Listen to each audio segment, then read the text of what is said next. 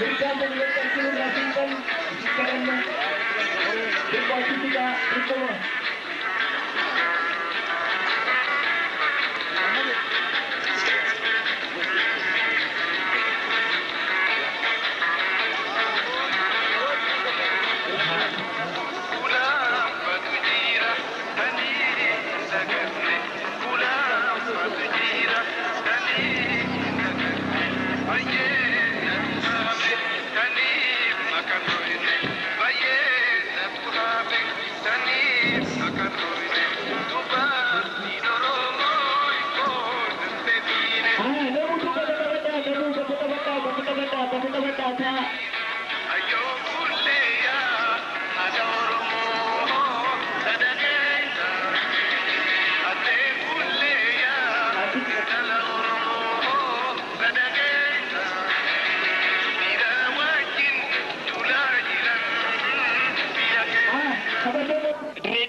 akkasumatti hawwisoo caffee gadaatiin sirboota garaagaraa qophii keenya kaarraa tana asitti banachuuf jecha sababa godhachuudhaan isaaniin eegallee jirra.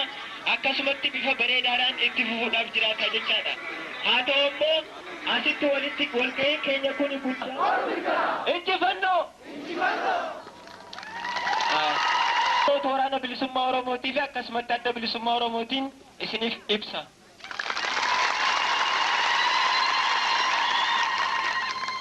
Sababa guyyaa eebbisaa keenya kanaa godhachuudhaan walumaa galattuu keessummoota keenya kan garaagaraa irraa dhufaniif akkasumatti haala mana barnoota waraana bilisummaa Oromootii fi eebbifamtoota guyyaa irraa kanaa laachisee walumaa galattuu wanneen harma walitti ibsame kana irratti ibsa bal'aa akka nuu kennan miseensa waajjira siyaasaa adda bilisummaa Oromoo Jaalladii Gammadaa haasawa simannaa akka nu godhaniin gaafachuudhaaniin bakka isaaniif gadhiisa.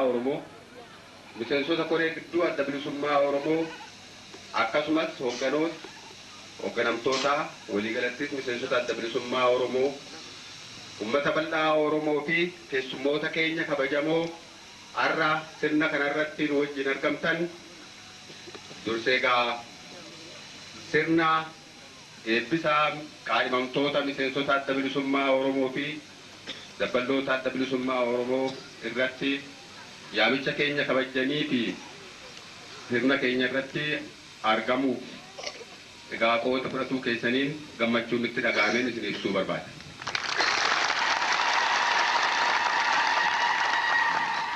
Uummanni Oromoo bara dhibbaa ol dabraniif biyya isaa irratti mirga silaatii akka sabaatti akka uummata tokkootti qabaachuu qabu dhabee eenyummaan isaa tuffatamee abbaa biyyaa ta'uun isaa hanqatee wanneen inni silaatii ittiin beekamu hundinuu awwaalamanii erga turee ammaan kana qabsoo bara dheeraa booda sadarkaa kanarra gahee har'a kallacha isaa adda bilisummaa Oromootiin durfamuudhaan humna qabsoo uummata Oromoo ijaarameen humna mirga Oromoo kabachiisuudhaaf qophaa'een kabajaan biyya isaa irratti qabaachuu qabu deeffachuudhaaf yoo mirgallee qophaa'ee yeroo itti argamu.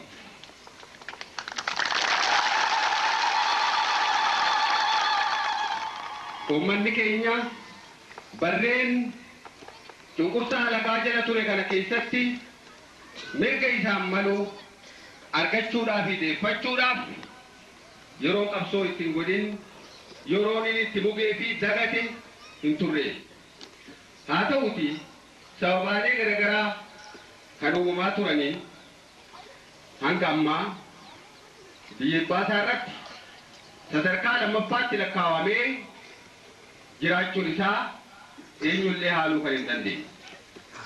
Haala kana ifirraa jijjiiruu fi biyya baasaarratti abbaa biyyummaa isaa mirkaneessuudhaaf wanneen isa barbaachisan guuttachuuf tattaaffii godhu keessatti barreen 17 dabran keessatti humna isaa kan dursuu fi kan isa qaceelchu kallacha isaa kan ta'e adda bilisummaa Oromoo ijaarrachuun sadarkaa duraatti injifannoodhaan mirga isaa gonfachuudhaaf haallan murteessoo ta'an keessaa tokko guuttachuu danda'e jechuudha.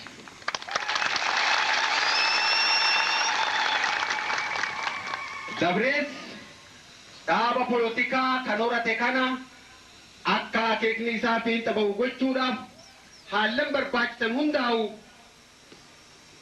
guutee argamuu fi qophaawaa ta'uudhaaf karaa hidhannootiinis taanaan humni keenya jechuun addi bilisummaa Oromoo kan kallacha ta'ee nu dursu humna waraana bilisummaa Oromoodhaa ijaaree yeroo haalli gaafatetti qabsoo hidhannoodhaa qusannoo malee haallan hangam jajjabaatan yoo uumamanis danda'achuudhaan tarkaanfiilee hin tuffatamne fudhachuun ummanni Oromoo yeroo duraatiif erga gabrummaa jalatti kufe booda har'a ifaa sadarkaa tokkootis ta'u akka arguu fi mirga abdachiisaa akka gonfatu gochuun danda'amee jira jechuudha.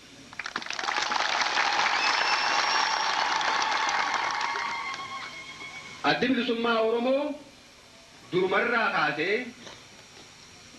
ummanni Oromoodha yoo mirga ofii biyya ofii irratti qabaachuu isa barbaachise kun immoo waan hafuu hin dandeenye fi kan seenaadhaan ummanni kamiyyuu mirkaneeffatee as gahee akkuma ta'uu isaatiin ummanni Oromoos dhaaba polotikaa mataa ofii qabaachuunii fi humna mirga isaa kabachiifatuun qabaachuun barbaachisaa ta'uu kan itti amanee irratti dalagaa turee fi har'as irratti dalagu kan borus irratti dalaguuf jiraatu jechuudha.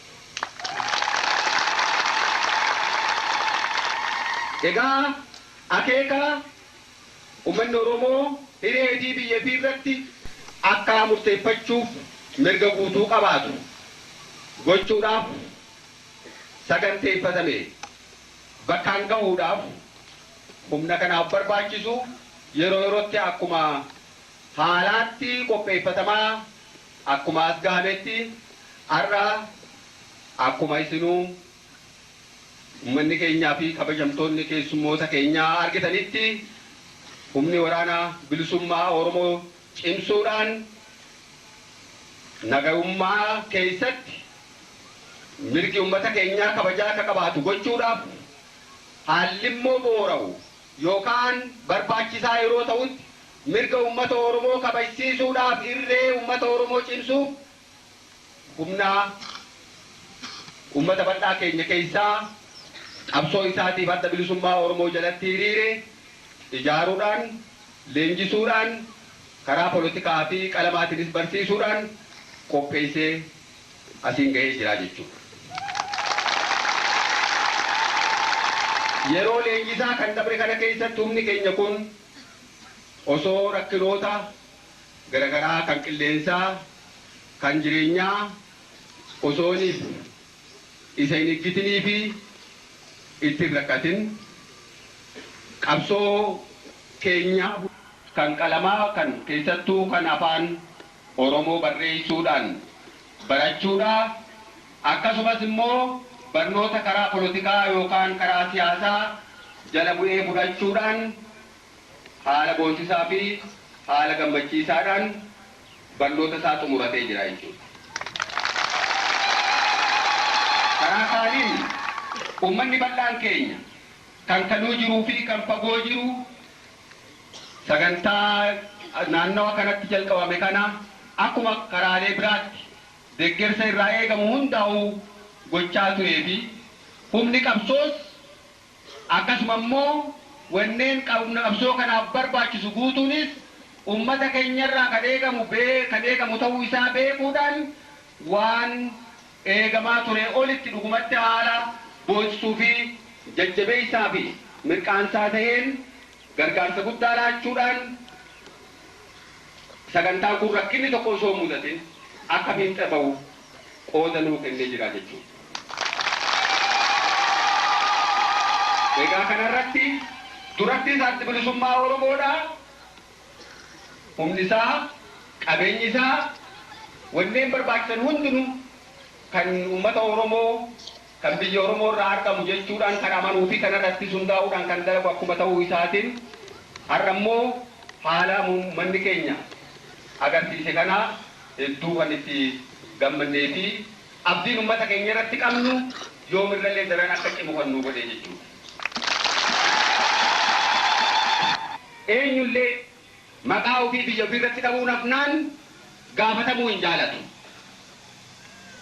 Eenyullee seenaa ofii dhabuu hin fedhu.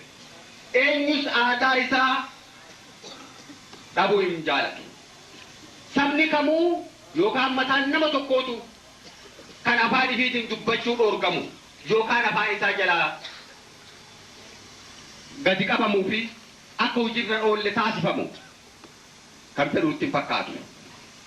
Uummanni Oromoos taanaan biyya isaa Oromiyaa irratti kanaan dura akkuma waliin quba qabnu wanneen yookaan mirgoota uummanni tokko bakka jireenyaa biyya isaa irratti hafnaan addunyaa kana keessatti qabaachuu qaban hundaa'uu dhabee asabuun isaanii jaalatamaa jechuudha. Wanti uummanni keenya kallachi uummata keenyaatti bilisummaa Oromootis dadhabate cunqurfama. Gabrummaa biyya keenya irratti mirgi keenya mulqamee sadarkaa lammaffaatti jiraachuu. Namni biraa akkaataa nuti jiraannu nu murteessu. Kana didaa turree har'as ni mormanna borus mormachuuf qophii.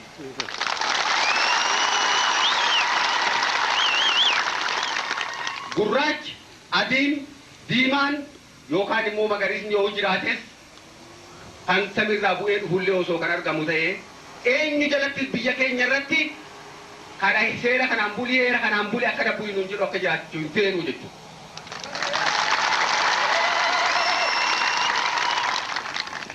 Abbaan wajjin biyya keenya irra jiraachuu barbaade mirga uummata keenyaa kan inni biyya isii irratti qabu abbaa biyyummaa isaa kabajuudhaan nu wajjin jiraachuu ni danda'a jechuudha.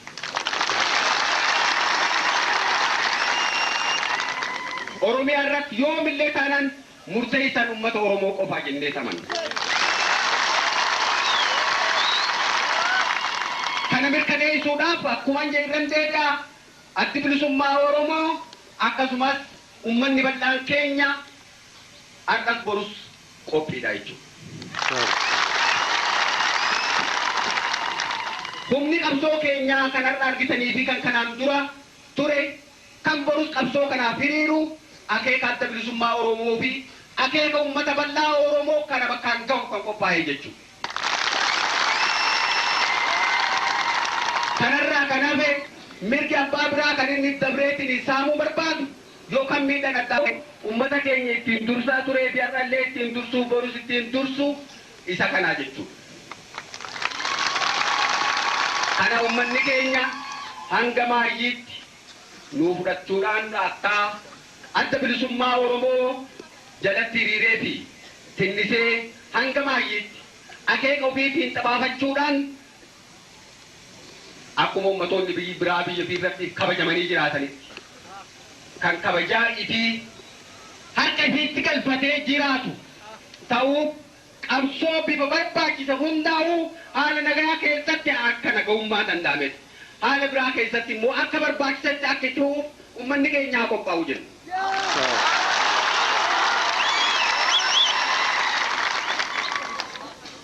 Egaa leenjifamtoonni keenya kanarraa hamilee mirga uummata Oromoo bilisummaa Oromoo guutuu argamsiisuu kabajsiisuutiin kan qophaa'an kan mirga uummata biraa kabajan kanneen naamusaan ciman kan uummata keenya fi uummata cunqurfamaa biraas rakkina keessaa bahuudhaaf qophaa'oodhaa ta'uu isin ibsaa asitti argamtanii gaasirna keenya kan humna kanaa eebbisuudhaa irraa qooda fudhachuu keessan isinis baga gammaddan jechaa nus gammachuu qabnu isiniif ibsaa kanuma inaasoo akeetu muradhaa injifannoo uummata Oromoof.